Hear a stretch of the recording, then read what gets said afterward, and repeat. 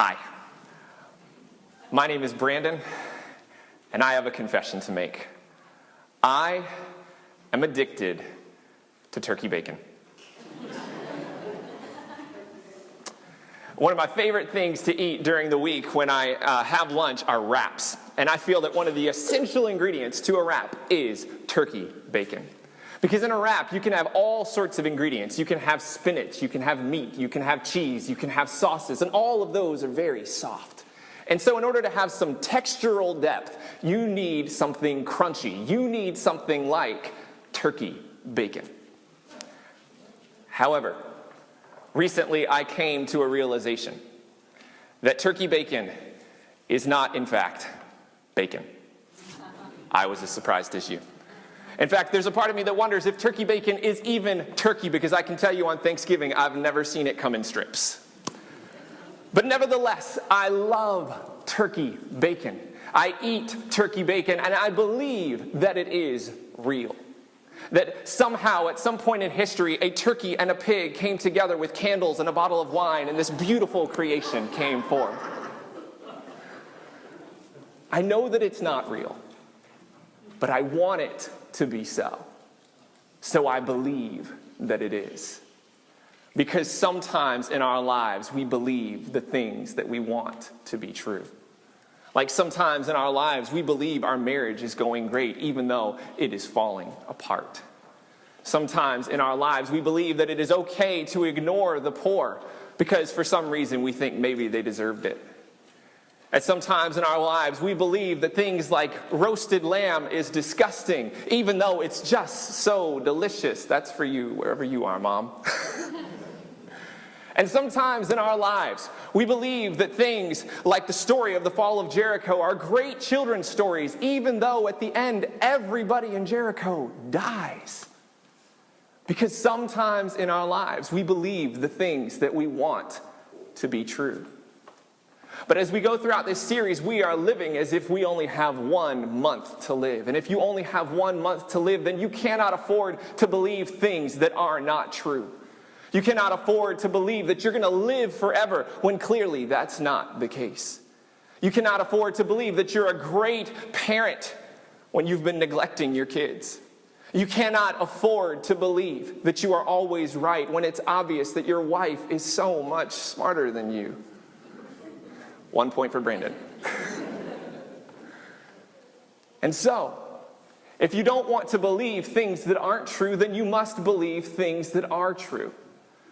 But in order to believe things that are true, you must give up those beliefs that are false. You must give up those beliefs that aren't true, and you must learn again. You must find a way to learn humbly. And for many of us, that's the hardest part.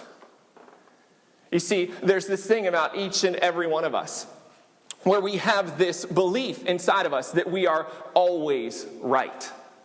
If you don't believe me, ask your spouse. And if you don't believe your spouse, ask your parents. And lucky for me, I've got both of those present here today, so I have about as much hope denying this as the groomer of this dog has hopes of future work. Oh, there's no dog up there. That dog.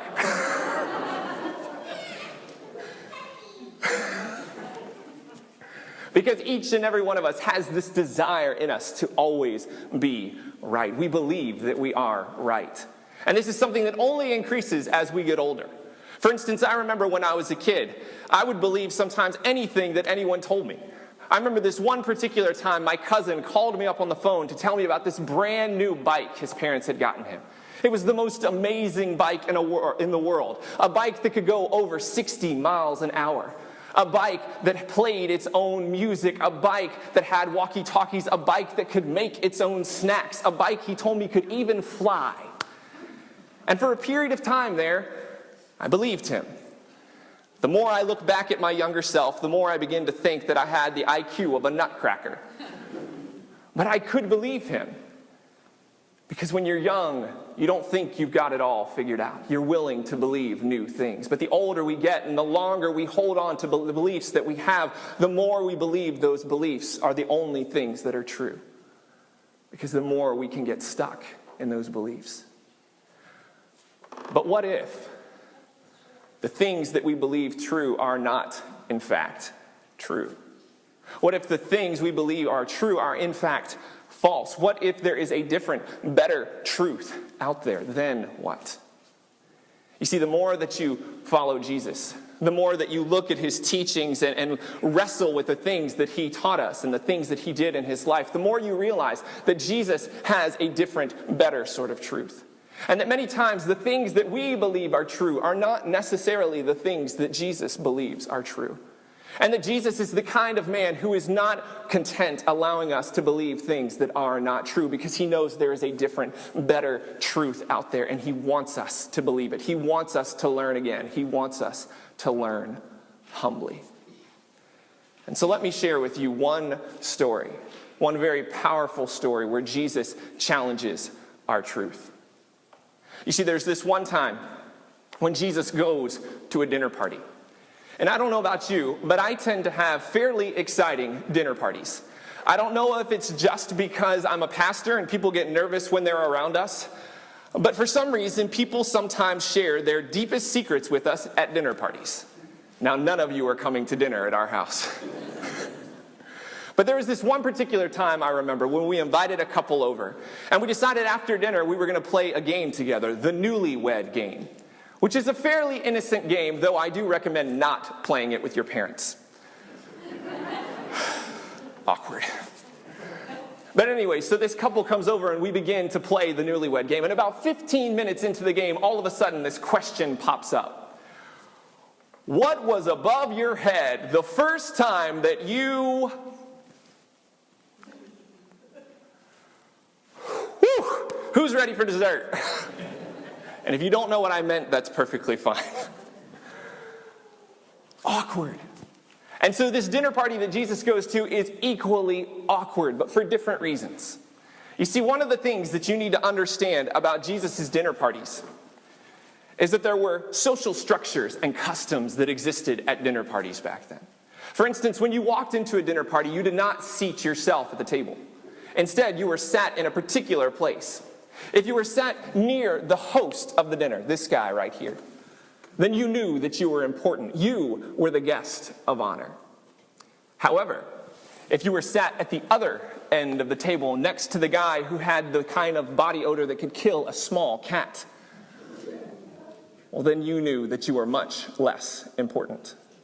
But not only where you sat, but what you were served determined how important you were to the host. For instance, this ancient writer named Pliny tells of a dinner he went to where there were 3 wines on the table. And so imagine for yourself going to a dinner, and there is a bottle of Dom Perignon champagne, and then there is a beautiful California white wine, and then there is a red Solo cup filled with wine that smells like the feet that crushed the grapes. And which one you get served determines how important you are to the host. Because you see, at a dinner party in Jesus' day, the host was the leader of the band. The host was the one who invited all the guests. The host provided all of the food. The host was the one who dictated the conversation. And so everyone respected and deferred to the host. But at Jesus' dinner party, things are different. You see, for one thing, as people walk into the dinner party that Jesus goes to, they aren't pointed to a seat. They were allowed to seat themselves, which Jesus notices. And then once they sit down, Jesus realizes that even though this seems like a laid-back party, there are still social systems and structures in place because everyone tries to get close to the host, which Jesus notices. And so then Jesus breaks all the rules and he starts the conversation himself, and this is what he says. He looks to the people sitting around the table, and he says to them, the next time that you go to a dinner party, don't do what you're doing tonight. Don't try to sit as close to the host as you possibly can. Because what happens if someone more important than you walks in, and the host asks you to go to the other end of the table? Well, then you will look like a fool. So instead, sit as far away from the host as you can, at the lowest seat at the table, and then maybe the host will invite you to come forward and you will be esteemed. Because whoever exalts himself will be humbled, and whoever humbles himself will be exalted. And so it looks like Jesus is just giving common sense advice on how to strategically go to a dinner party. But there's something different, something deeper below the surface to what Jesus is saying, because next he looks to the host and he says, you who provided all of this food, you who invited all of these people, you who have something green in between your teeth, the next time that you host a dinner party, don't invite people like this. Don't invite your friends and your neighbors and your relatives, because all of these people will just try to pay you back someday. Instead, invite the people who will never be able to pay you back. Invite the blind and the lame and the poor and the crippled to your dinner, because then you will be rewarded. And so, to the people at the dinner party, Jesus is saying, choose a lowlier seat. And to the host of the dinner party, Jesus is saying, choose lowlier guests. And everyone around the table is thinking, who invited this guy? Because in their minds, the word Jesus is saying just don't make sense. They just aren't true. Because based on everything that they've ever done, everything that they've ever known, everything that they've been taught, Jesus' words just don't make sense. And Jesus knows it. Because you see, Jesus knows that what matters to these people, what is most important in their life, is getting to the head of that table, is ascending as high as they can and gaining as much as they can. This is what is important. This is what they think brings them happiness. This is what life is all about. This is their truth.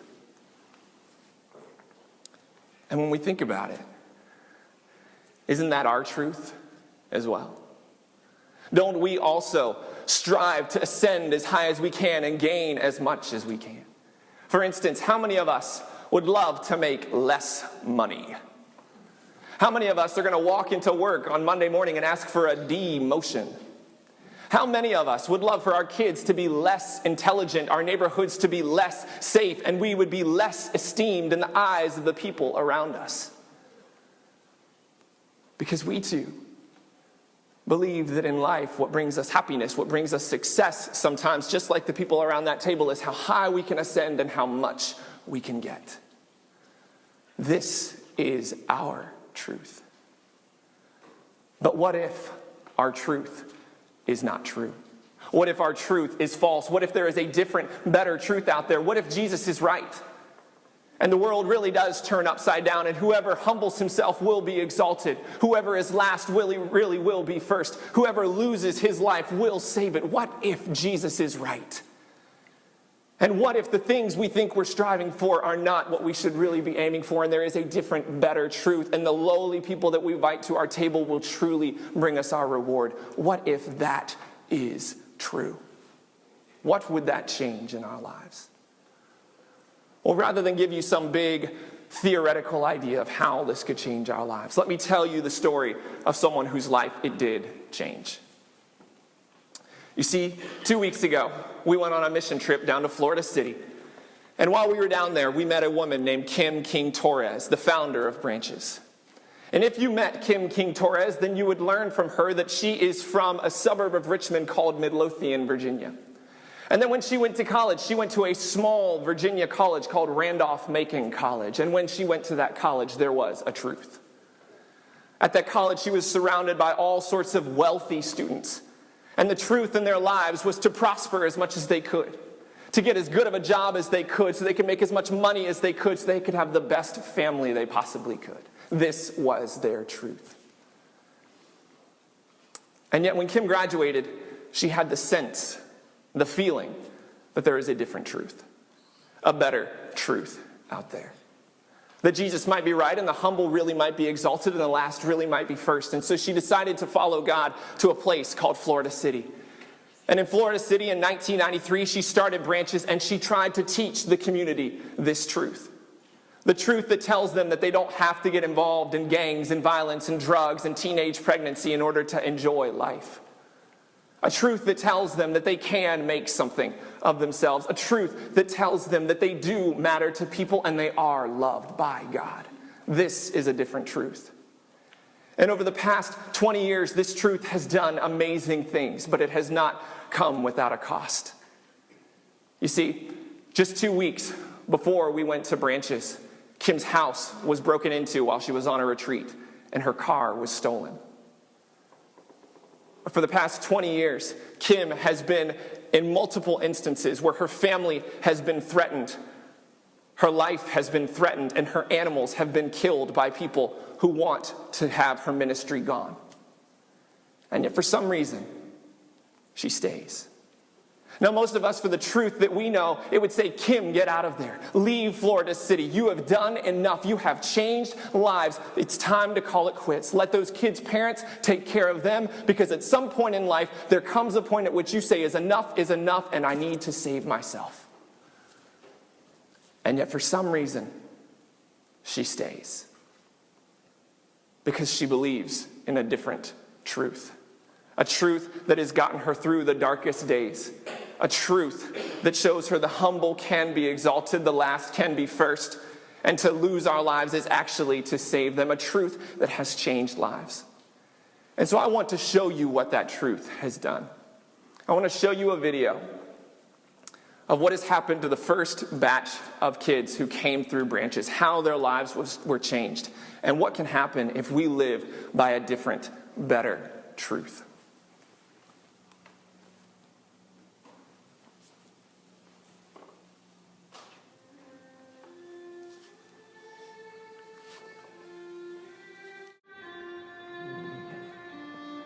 I would be the first one going to college in my family. No one's ever gone to college, or the closest it's been is getting your GED. So for me, for my family, it's really exciting for me to actually be doing something with my life and to be, going out into the world and actually having a career and not having to worry about paying the bills, because I know I'm going to have, what I need because of God and because of my career.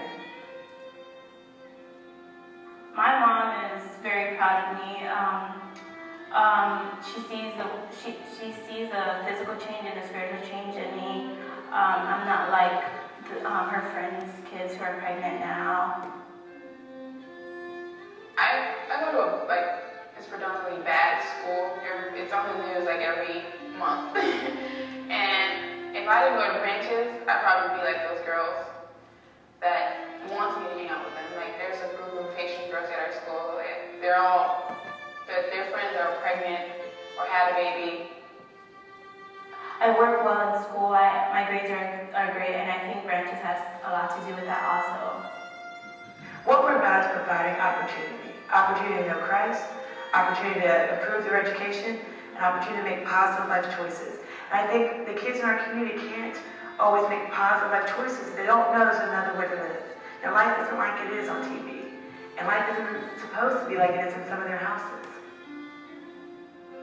You raise me up so I can stand on mountains. You raise me up to walk on stormy seas. I am strong when I am on your shoulders. I've been accepted to I'm going to Florida State. I'm studying at the University of Central Florida And about majoring in history.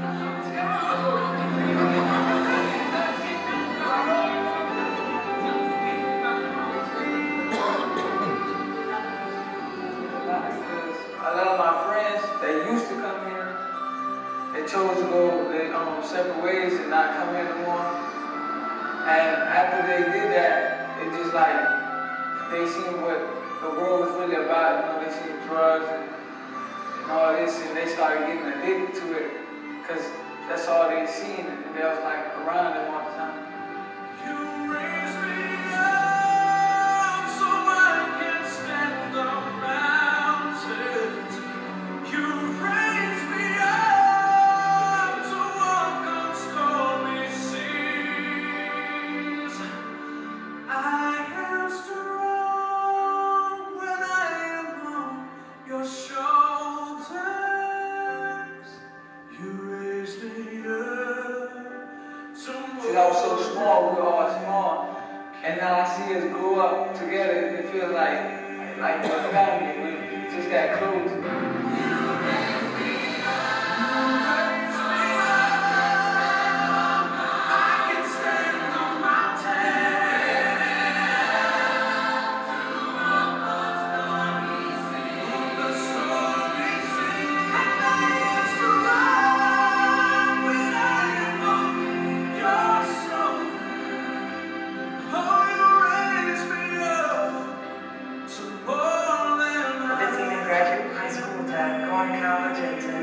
Have dreams and hopes that know that they can reach them.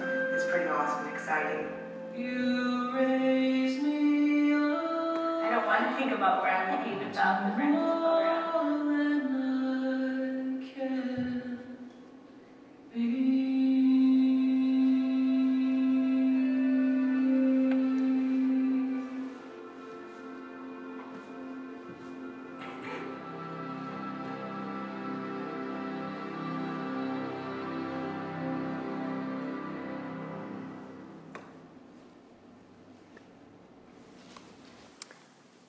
There's a different, better truth out there, a different, better life, and it is ours for the taking.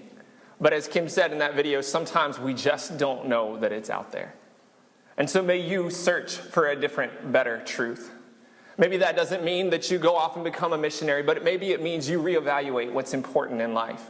Maybe it means that you use your gifts and your abilities to serve other people. Maybe it means you take care of those who can't take care of themselves. Whatever it is, may you know there is a different, better truth.